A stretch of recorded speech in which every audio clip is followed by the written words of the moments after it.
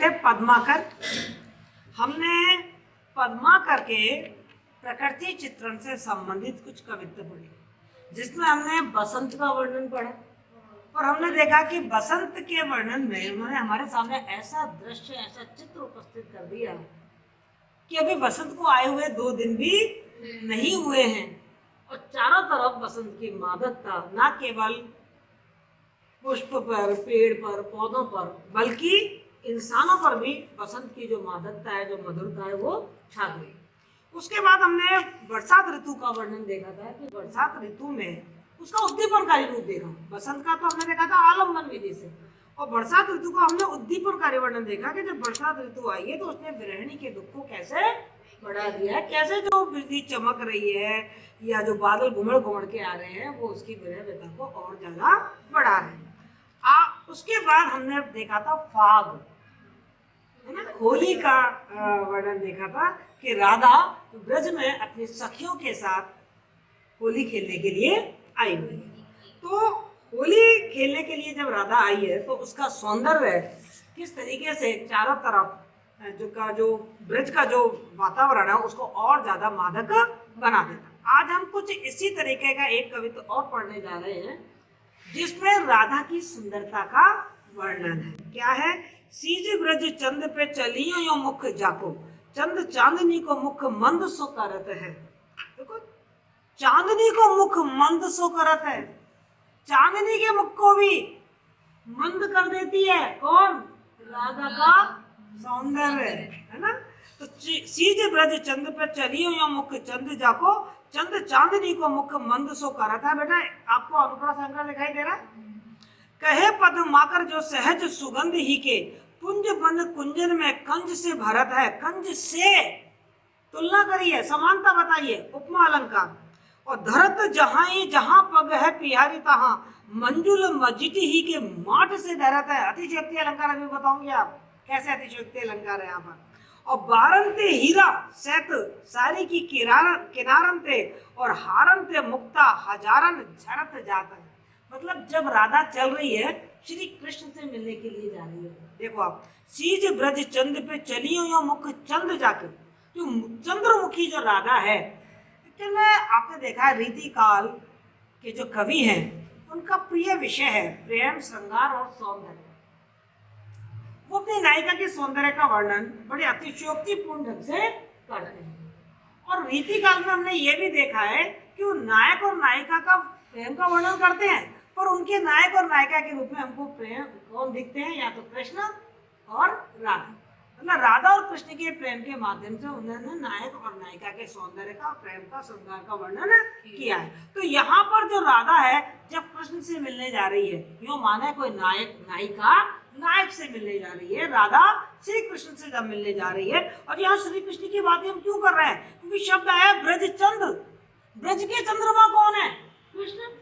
ब्रज के चंद्रमा कौन है? कृष्ण। तो कृष्ण की बात हो रही है कि सीज ब्रज चंद पे चलियो मुख चंद जाको।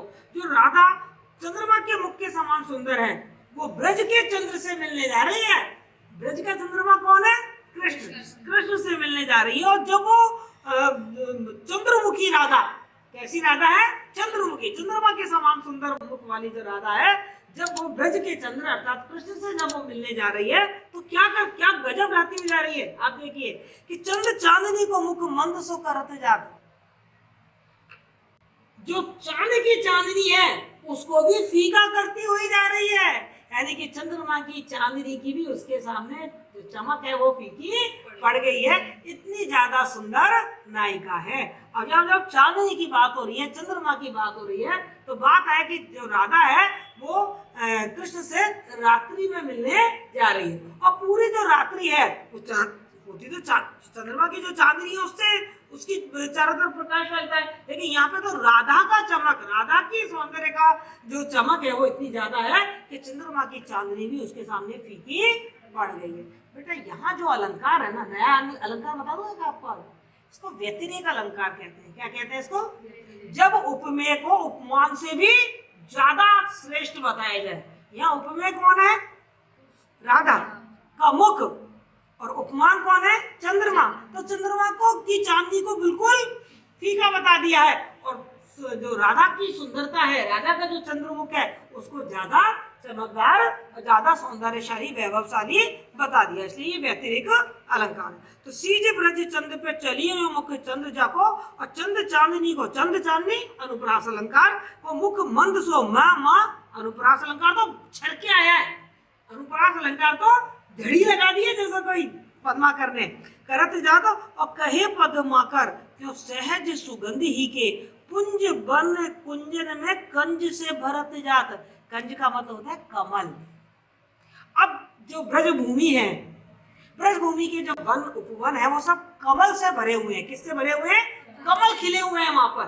कवि क्या कल्पना करता है आप देखिए, कवि की कल्पना देखिए।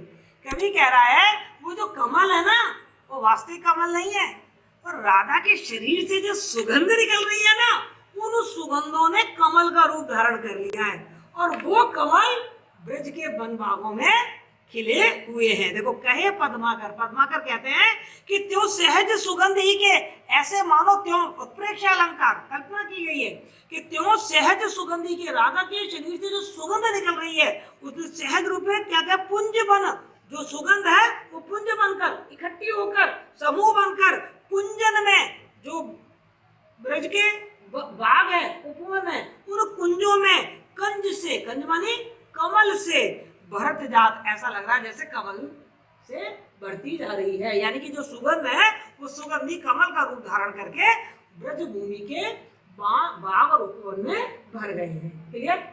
समझ में आ गया? आगे क्या कह रहे हैं वो? धरत जहां ही जहां पग है प्यारी तहां, और मंजुल मजीट ही के माट से धरती जात। अच्छा, आपने मजीट का नाम सुना है? नहीं सुना? नहीं सुना ना? आपने महावर का नाम सुना? पैरों में लगाते हैं है ना? महावर को ही मजीट कहा है। क्या है? मजीट का मतलब क्या है? महावर। अब ये महावर कहाँ लगाई जाती है? पैरों में लगाते हैं ना। आजकल तो लोग मेहंदी लगा लेते हैं, वो लाल लाल रंग जिसको आलता कहते हो आप, हाँ, उसी को महावर बोलते हैं ना। ब्रज भाषा में आलता को ही महावर बोलते हैं। तो धरत जहां ही जहां पग है प्यारी तहां, प्यारी किसको कहा है? राधा। अब राधा जब कृष्ण से मिलने जा रही है तो जहां जहां वो पैर रख रही है, धरत जहां ही जहां पग है, जहां जहां वो प्यारी राधा पैर रख रही है, ऐसे लग रहा है मंजुल मानी सुंदर, मजीट मानी महावर आलता, माठ मानी मटके, धरत मानी ढुलक गए हैं। यानी कि जहां जहां राधा अपने कदम रख रही है, अपने पैर रख रही है, ऐसा लग रहा है कि वहां पर सुंदर महावर के मटके लुढ़क गए हैं, फैल गए हैं। मतलब क्या निकला इसका जरा बताइए। महावर का रंग कैसा होता है? लाल। और राधा के पैरों का रंग इतना लाल है। देखो लाल, जो लालिमा है हमारे शरीर की, वो किस बात का प्रतीक है? कि हमारा हीमोग्लोबिन बहुत हाई है, हमारे अंदर फुल ऊर्जा है। जब युवा काल होता है तो आपने देखा होगा ना, हाथ के हथेलियां हों, पैर के तलवे हों, सब एकदम गुलाबी गुलाबी लाल लाल होते हैं, होते नहीं होते?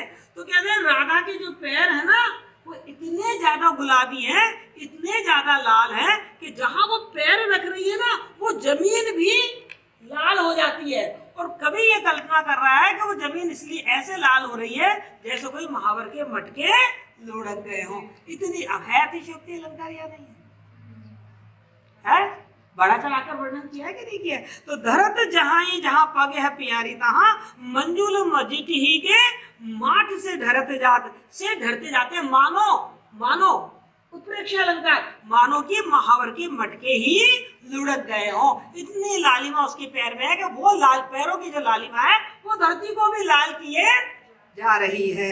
और बारन ते हीरा सहत साड़ी की किनारन थे, और राधा ने जो साड़ी पहन रखी है ना, तो सफेद रंग की साड़ी पहन रखी है, और सफेद रंग की अपनी एक वो होती है, चमक होती है। और सफेद रंग की जो साड़ी की किनारी है ना वो बड़ी चमकदार किनारी है, मतलब बॉर्डर वाली साड़ी है। साड़ी कैसी है? बॉर्डर वाली साड़ी है। और जो बॉर्डर है वो कैसा है? हीरे के रंग जैसा है। कैसा है? बॉर्डर कैसा? हीरे। आपने देखा होगा ना ज्यादातर चांदी का या कुछ गोटे का इस तरीके का काम हो रहा है। तो बारन पे हीरा सहत साड़ी की किनारा से ऐसा लग रहा है जब राधा ने सफेद रंग की साड़ी पहन रखी है और उसकी किनारी कैसी है? हीरे जैसे रंग की उसका बॉर्डर है। तो जब राधा उस साड़ी को पहन के चल रही है तो ऐसा लग रहा है जैसे वो इस धरती पर हीरे वारती जा रही है, क्योंकि जब वो चल रही है तो उसकी जो साड़ी की किनारी है वो क्या है, हिल रही है, और वो जो किनारी है वो चमकदार है, हीरे जैसी चमक रही है, तो वो चमक चारों तरफ प्रकीर्णन हो रहा है, उसका चारों तरफ बिखर रही है। तो ऐसा लग रहा है जैसे वो अपनी साड़ी से हीरों को बांटती जा रही है, धरती पे हीरे बांटती जा रही है। और क्या करती जा रही है, हारंते मुक्ता हजारन धरत जार, और उसने अपने गले में हार पहन रखा है। राधा ने क्या कर रखा है, अपने गले में मोतियों का हार पहन रखा है, और वो मोती भी चमक रहे हैं। और जब राधा जा रही है, चांदनी तो है, तो चांदनी की रोशनी उसके हार पे पड़ रही है, उसकी साड़ी पे पड़ रही है, तो उसकी जो मोती है ना वो भी झिलमिला रहे हैं। क्या हो रहे हैं, वो भी झिलमिला रहे हैं। और झिलमिला रहे हैं तो ऐसा लग रहा है कि जैसे उसके हृदय से, हार से, उसके हार पे, उसके हृदय पे जो हार पड़ा हुआ है, उस हार से मोती झड़ते, हजारों मोती झड़ते जा रहे हैं, क्योंकि मोती भी क्या हो रहे हैं, झिलमिला रहे हैं। तो साड़ी की किनारी से तो हीरे झड़ते जा रहे हैं, और हार से मोती झड़ते जा रहे हैं। तो इस तरीके से उन्होंने राधा के सौंदर्य के साथ साथ राधा का जो सौंदर्य प्रसाधन है, जो उसने आभूषण पहन रखे हैं, जो उसने वेशभूषा पहन रखी है, उस वेशभूषा और उस हार की सुंदरता और महत्ता भी हमारे सामने बताई। क्लियर? कोई दिक्कत? आपने देखा अनुप्रास अलंकार, आपने देखा उत्प्रेक्षा अलंकार, आपने देखा रूपक अलंकार, आपने देखा उपमा अलंकार, और अनुप्रास अलंकार की तो जैसे झड़ी ही लगी हुई है। और छंद कौन सा है, कवित्व छंद। कौन सा छंद है, कवित्व छंद। भाषा कौन सी है, ब्रज भाषा है। ब्रज भाषा का साहित्यिक रूप है, प्रौढ़ रूप पद्माकर ने काम में लिया है। चलें आगे, कोई दिक्कत? तो ये साहित्यिक विशेषता मैं आपको पहले भी बता चुका हूँ। आगे देखिए, ऐसी न देखी सुनी सजनी, धन बाढ़ जात वियोगी की बाधा, त्यों पद्माकर मोहन को तब ते कल है ना कहूँ कब पल आधा, और लाल गुलाल गला घल में द्रव ठोकर दे गई रूप अगाधा, और कह गई के चेटक सी मन ले गई। ये सवैया है। आपने देखा होगा जब कविता अपन पढ़ते हैं तो उसका सुर अलग हो जाता है, और जब सवैया पढ़ते हैं तो उसका स्वर अलग हो जाता है। ये सवैया है। कौन सा छंद है ये, सवैया छंद है। अब इसमें क्या कहा गया है, मैं थोड़ी सी आपको भूमिका बता देती हूँ। इसमें यह है कि राधा और कृष्ण की प्रेम की बात तो जग जाहिर है, आप सब जानते हैं, और रीतिकाल ने अपने नायक नायिका को राधा कृष्ण ने बताया, और राधा कृष्ण की आड़ में उन्होंने नायक नायिका की प्रेम, सौंदर्य, श्रृंगार और उनकी वियोग का वर्णन किया है। अब क्या है कि कृष्ण राधा से मिलना चाह रहे हैं, लेकिन राधा कृष्ण से मिली नहीं, या यूं हम कहेंगे नायक नायिका से मिलना चाह रहा है, लेकिन नायिका नायक से मिली नहीं। तो नायक की क्या हाल हो रहा है, केवल स्त्रियां ही वियोग में नहीं जलती हैं, नायक भी कृष्ण भी वियोग में जल रहे हैं। यदि आपको याद हो तो आपने फर्स्ट ईयर में पढ़ा था विद्यापति, तो आपने पढ़ा था उसमें कि जो नंद कुमार है वो कैसे विरह व्याकुल, नंद कुमार आपने पढ़ा था कि किस तरीके से राधा जब कृष्ण से मिलने नहीं आ रही है तो कृष्ण कितने व्याकुल होकर धरती पर गिर चुके हैं। कुछ वही याद आ रहा है मुझे पद्माकर के इस सवैये में कि कृष्ण किस तरीके से विरह से व्यथित हो रहे हैं, क्योंकि राधा उनसे मिलने नहीं आई।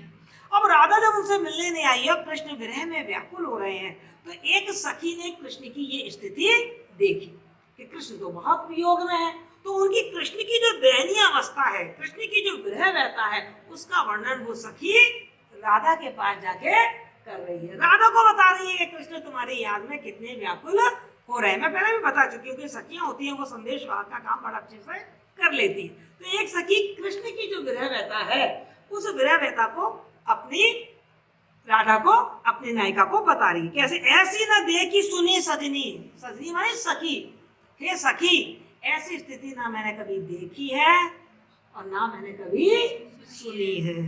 बढ़त जात वियोग की बाधा, कृष्ण जिस वियोग की बाधा, जिस मुसीबत में, जिस विरह व्यथा में, जिस दुख में, जिस व्याकुलता में डूब गए हैं ना कृष्ण, ऐसी स्थिति मैंने किसी की आज तक न देखी और ना सुनी। बढ़त जात डूब गए हैं, किसमें, वियोग के दुख में डूब गए हैं। त्यों पद्माकर मोहन को तब ते कल है न कहूं पल आधा। और सखी राधा से कह रही है कि राधा, जब से मोहन को तुझसे प्रेम हुआ है, तब से मोहन को कल माने आराम, एक पल के लिए भी आराम नहीं है। त्यों पद्माकर क्या कह रहे हैं, मोहन को तब से कल है ना, कल मतलब चैन नहीं है, कहते हैं कल नहीं पड़ रही है, चैन नहीं है, ना कहूं पल आधा, आधे पल भी चैन नहीं है। पल दो पल की अपन बात करते हैं, पल दो पल की, यहाँ पे कभी बात कर रहा है आधे पल की।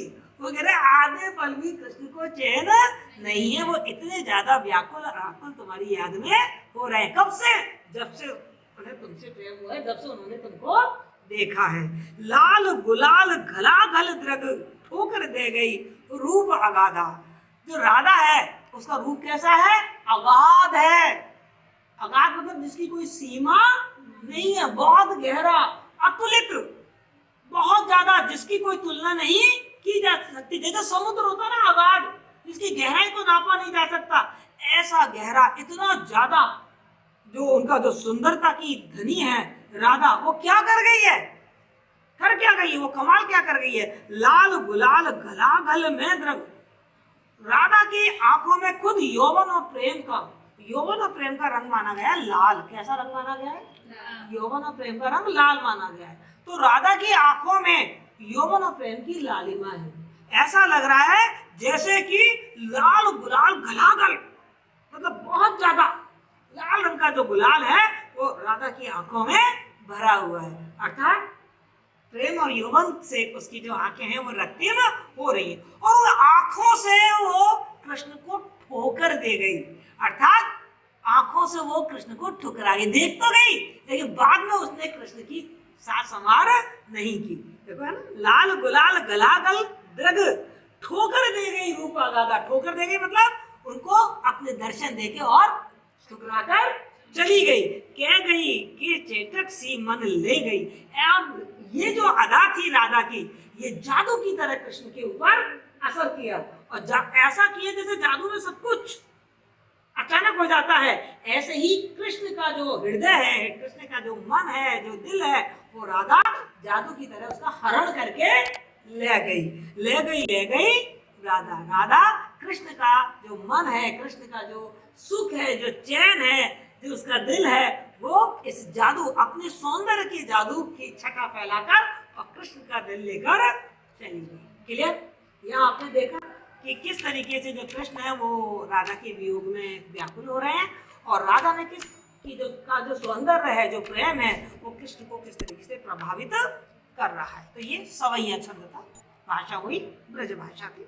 आगे और वही आप देख लीजिए, उपमा अलंकार भी है, आप देखिए उत्प्रेक्षा अलंकार भी है, रूपक अलंकार भी है, अनुप्रास अलंकार की तो जड़ी लगी हुई है। आगे